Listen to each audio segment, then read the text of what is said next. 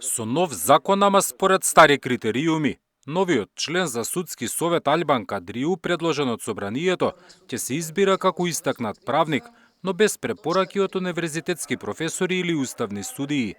Ваквиот начин на избор е предвиден во Законот за судски, кој е веќе во собраниска процедура, а утре пред пратениците ќе се најде во второ читање.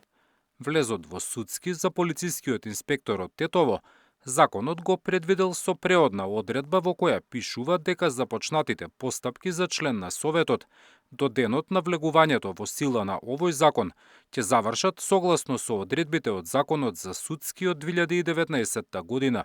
Новиот закон предвидува построги критериуми за членови на судски од редот на истакнати правници, а предложени од собранието и председателот на државата. Се бара најмалку 15 годишно работно искуство во правната професија, најмалку 3 препораки од универзитетски професор, адвокат или уставен судија.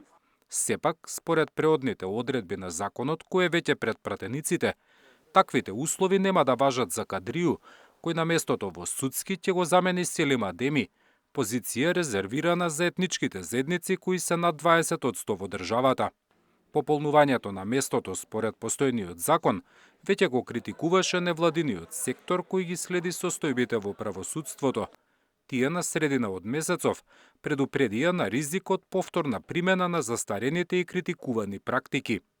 Загрижува фактот што собранието и покрај претходно изнесените критики кон и изгласаната интерпелација на членовите од редот на истакнати правници избрани од собранието по старите критериуми, повторно пристапува кон избор по истата постапка, наместо да го донесат новиот закон и да ги применат унапредените критериуми, се создава впечаток на недоследност во спроведувањето на реформските заложби, велат од Блупринт групата.